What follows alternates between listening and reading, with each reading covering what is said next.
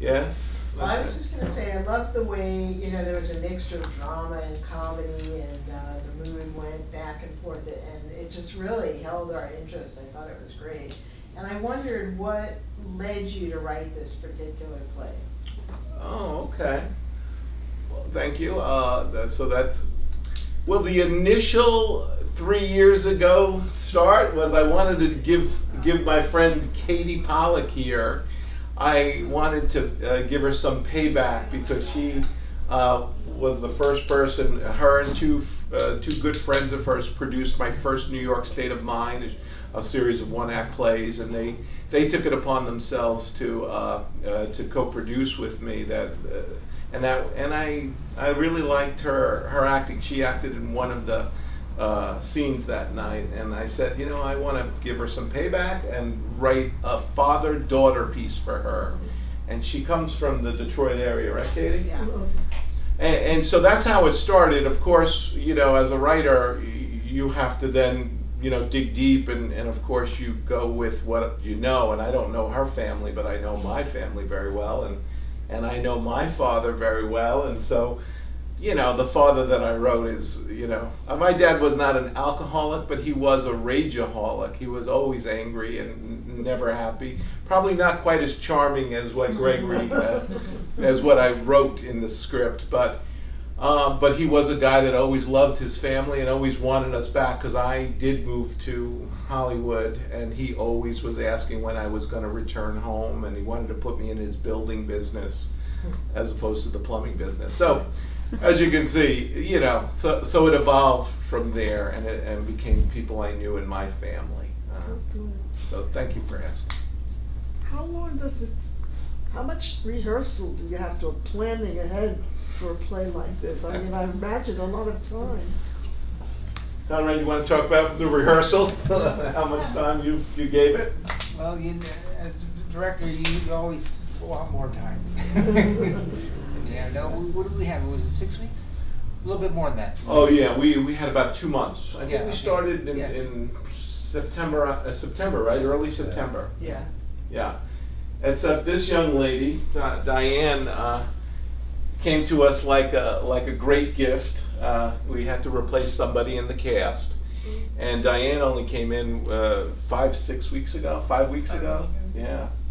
So she She was came to playing the catch up. yes. She came to the party a little late, but did a wonderful job catching up She and did, yes. being a part of our cast. It must have been very difficult to go from, you had happy scenes and sad scenes and all kinds of emotions, which was very interesting. It must have been difficult to do that, I think.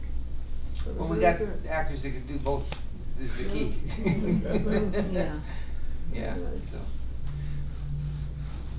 Any other thoughts or questions? Oh, go ahead. I was just gonna ask Katie, since you're from Detroit, I caught the Garden City reference. Is there a Garden City there? There is. That address is actually the house I was born in. Is that address? So I got to bring a little personal Snuck home to that this in. Garden City. And Livonia is a neighboring town, and it's all kind of right outside the Detroit area. So we kind of brought some of the cities in. When she gave me the word Livonia, automatically I knew, that it was going to be the Livonia Lions, which just had a certain nice ripple effect there. Alliteration is what they call it. Yeah. All right, that's my director telling the writer which is the best word choice. That's why I need this guy. That's why I need him. I have a question for the actors that I'll just roll it across the actors, me as a writer-producer. I would want to ask each of the actors, what is it that attracted you to the part that you're playing? What is it about the part you're playing? What attracted you to it? And what did you pull, from within or your own life experience that helped you to, inhabit the role? Would anybody want to start off? Father. Should we hand it off to the father? Okay. When I first read the script, the beauty of the words, the way it was crafted,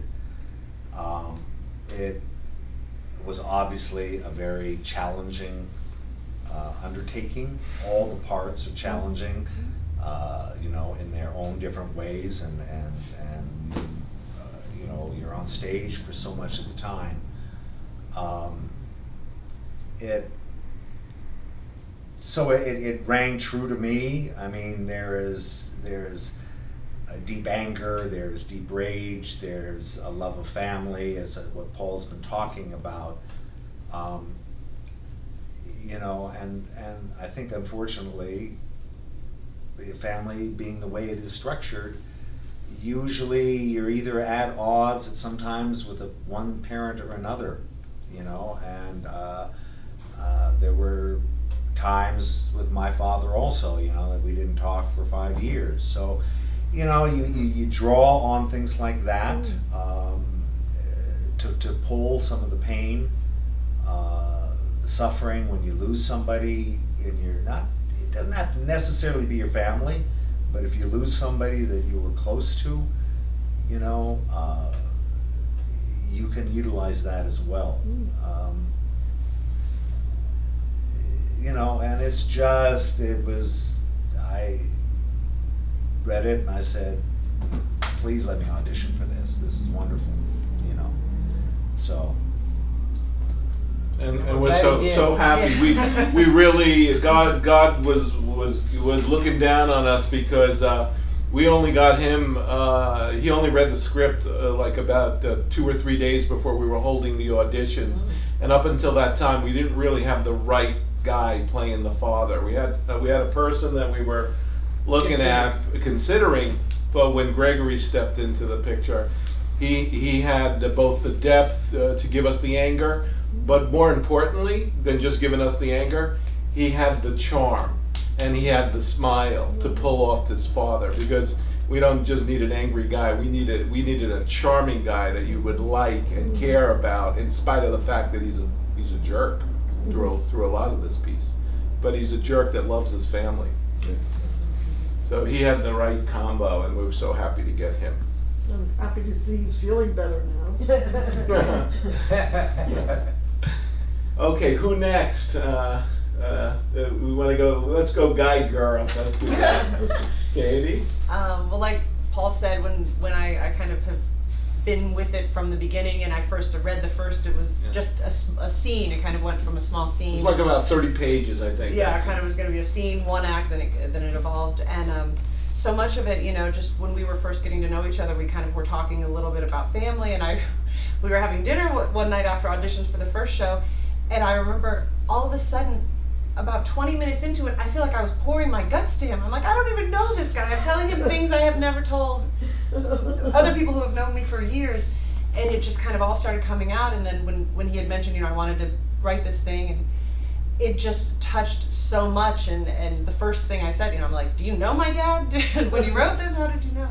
And for me too, I had, you know, alcoholic family, alcoholism, and I left and moved away to LA, and, you know, having the feelings of the daughter of, accept me, I might not do what you want, but, you know, I want to be accepted, I want to be appreciated, I want to be loved, I want you to come visit me. I don't always want to be the one that does it. So much of it just really was like, for me, I felt like I had these conversations, or at least these thoughts, whether I was ever brave enough. For me, I never was brave enough to actually confront my own family the way I get to kind of confront him in this, which is like, I finally get to say what I've always wanted to. The catharsis. Yes. But I too, as I was reading it, I mean, as Gregory said, the words are just it's just beautifully put together, and for family, and for any of us as an actor, to be able to do the drama and the comedy, it feels like you're in a real situation. I mean, how many of us, you know, you're crying and then you bust out laughing and then you start crying again, and you get to go on that roller coaster, and Paul he gave us the roller coaster to ride, and I'm so thankful that he did. Well, I thank you, Katie. Thank you. And like I said, she was really the inspiration to get this rolling, and then it just had a life of its own. It just, because that was 3 years ago with a 30-page scene that I had no idea I was going to go further with it, but it just kind of kept evolving and evolving, and thank God we waited till we produced it as a full play. Thank you, Katie. And now we're going to go to Mr. Greg Yoder over there. Well, I mean, certainly adding to everything that Katie and Gregory have said. I mean,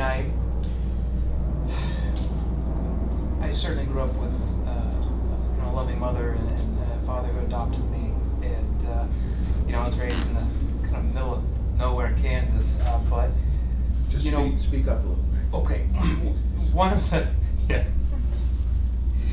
the things about this play in general, because my mother was always very protective of me. I was an only child, and she came from a military family. Her father and her brothers and whatnot, and they were in Vietnam. And I was never in the military, but I was around it in the post because my uncles or whatnot. I mean, we'd always visit, Uncle Robert, when we invite him over. He always had some issues. He was in Vietnam, that Agent Orange, stuff. I didn't really understand it as a child, but as I learned more about my mother's family and just how it was very easy, because our lives moved forward, and we see these things sometimes on the outside, and they were like, oh well, good thing that's not me. But I really, and that's how I became an actor later on in life. I see these troubled individuals, and I wonder, what happened in your life that would put you into this depression, or why you have to be in this hospital, or why you keep drinking and you just don't stop, and why you're so angry. And and I certainly have the deepest respect for our military, like most of us do, but what happens afterwards, I really got to kind of watch from sort of just like the nephew or the grandson distance, as far as what it really does to these men and women afterwards. And so forging ahead, getting here, and a lot of what Junior is, especially when he went to New York to pursue acting, I have a wife and kids, and I'm out here, been out here for 4 years or so, and us newbies, we're so victim to whatever we can get called in for, and it really is a look. I mean, I buzzed my head a year ago, and guess what I get called in for all the time? Cop roles, or bad guys, So it's refreshing when you come across a friend of a friend who referred Paul. It's kind of how you do it out here. And it's just like this really great playwright and script writer. You should really check this out. Audition for him. And when there's a piece like this, it's just so rich, and it's got the ups and downs, and the dysfunction, and the hope, and the drama. I mean, okay, sign me up. I just hope I get the role. And sure enough, I certainly came in, and I give certainly a lot more credit to my other castmates here, because they really have to reach deep, and me, I get to be drunk and fun and hit on a woman who doesn't want to have anything to do with me. So I wasn't. but it's certainly been a ride, and I've seen these guys really work their butts off, and very any actor, we're happy to be a part of products like that. And what I want to say about Greg is that Conrad and I and Katie was a part of that casting process, the early casting process, and we actually had our eyes on somebody else. And I kind of wrote it for somebody else, and I hope he doesn't see this, but but when Greg Yoder came through the door and auditioned for us, we all looked at each other and said, "That's our guy." He had the spirit and the spark, and even the very first, he did a little bit of the final scene with the father, and I remember Greg also, he got emotional and was right in there, and I just said, wow, we found our guy. This is amazing. And again, thankful how this cast really came together. It's just a real blessing. So, Greg Yoder, Gregory Nebel, Katie Pollock, and now we're going to turn to Ms. Diane Chernansky. Wow. Well, I was looking to do something juicy, so. That was Yeah, the word. A friend of mine is a friend of Paul's and had referred me, and I read it, and I said, "This is juicy." So, and there's a lot I could relate to personally, a lot I could not. So that's the fun and the challenge. You know, like I grew up in a very, very different household. And yet when I read some of this, like there were certain lines of hope, so I was like, that's my older sister, you know, that's my older sister, and I was like, that's my younger sister. So I feel like in some sense it's like I knew who this was, like she had different circumstances, but I really understood her, and then it was just exploring all the parts where, you know, she was different from me, so that I could, you know, put the two together, you know, take the similarities that I already knew and, you know, learn and explore the differences that I don't know. And that's always the fun of creating a character, I think. Yes. She had the disadvantage of jumping in late. It's like starting a race when the rest of the people you're racing against are halfway down the track. Yeah. Yeah. So she was playing catch up the whole time, and Yeah. so her exploration was a little.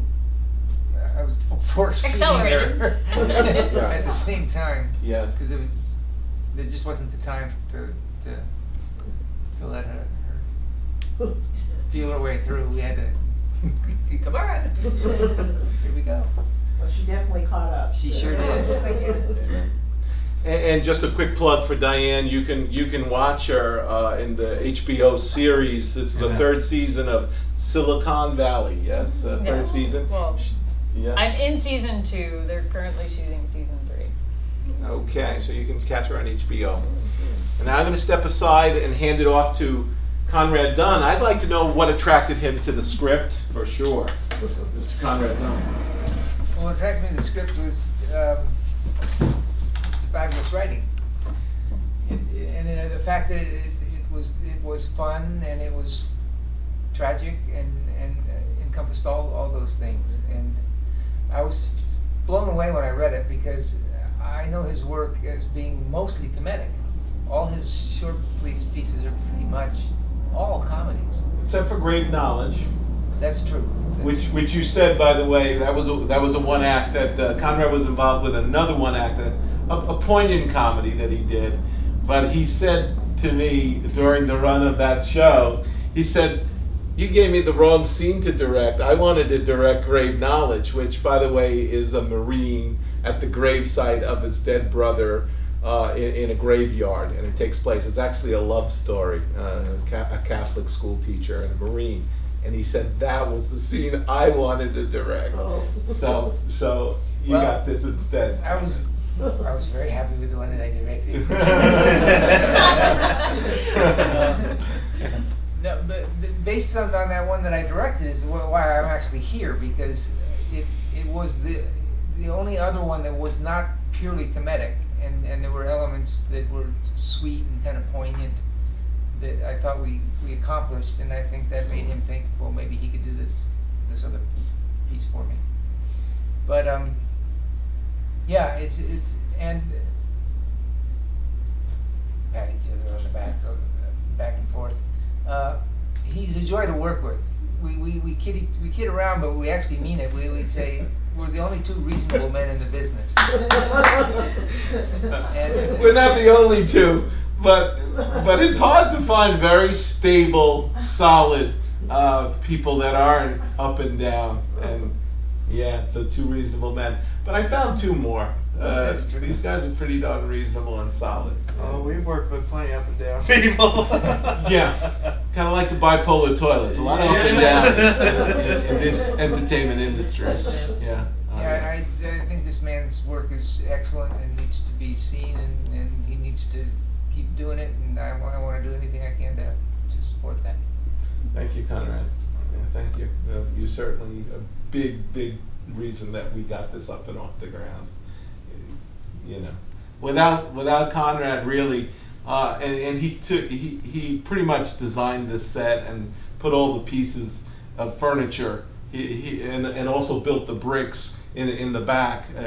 You know, he had the vision really for this living room set, is Conrad. So he's a multi-talented person, and a guy that's here earlier than anybody else and leaves the latest of anybody else for all the rehearsals. And God has gifted me with a wonderful director, a multi-talented man, an actor himself. He was the scene-stealing actor with Bill Murray in Stripes. He was the one that said, "If you touch my stuff, I'll kill you." I forget what's the name of that character? Psycho. Psycho. So you can YouTube Conrad for the character of Psycho in Stripes with Bill Murray, because he stole the scene from Bill Murray. The guy stole It the was scene. 1981, so bear in mind it's not going to look anything like You didn't have a beard back then. That's There you go. Well, I have to say that in relation to that, how Conrad goes about taking the set, building the detail work, Mhm. it also applies to the directing. Mhm. As actors, there's a total difference. It's a rarity that you find an actor's director, or because having been an actor himself, he has that vision. He's coming from that background, and it's all about layering. This was the beauty of having somebody like that direct you, because he's constantly, saying, "Why don't you try this and this and this, and take this word and take that," and you build these layers, and it's just phenomenal. So it has been, I think, for all of us, a joy to be able, and sometimes it gets frustrating, because you may not get there. You got to find it your own way, but it's still having that person at the helm is a rare thing in this business. And I can't do any of that if they're not open to it and then aren't trusting, which they all were. And baby Jesus in the swaddling clothes. Any other questions from you guys? Maybe that's oh. I have one more question. Yeah.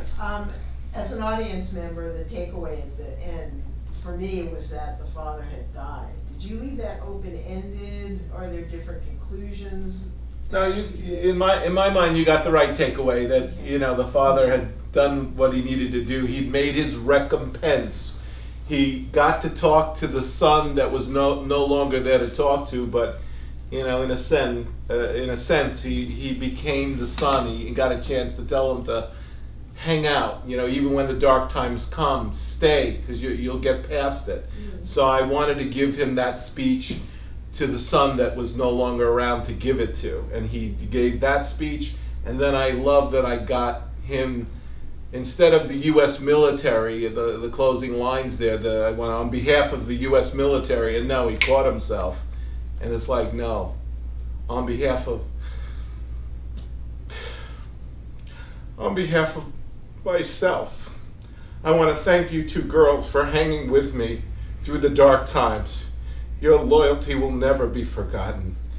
And to me, that was his closing lines. When he was able to speak those lines, he was good. He was good to go.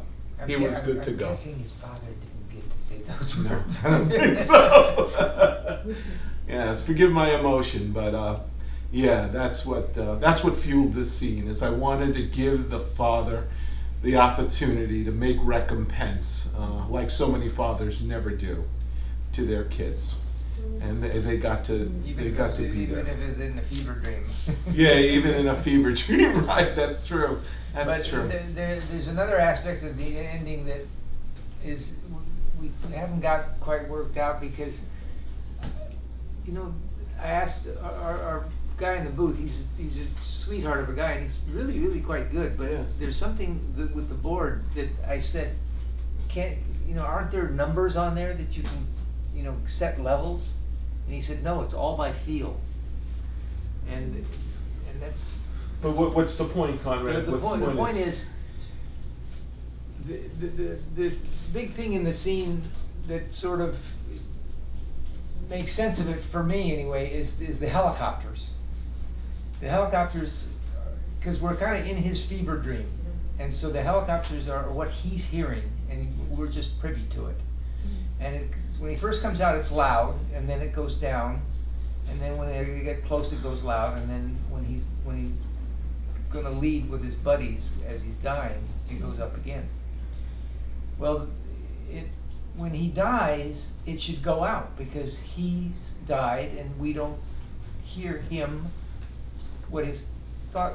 So it also helps you to know that he's died when the helicopter stops. I You see. can hear it stop, so you know that.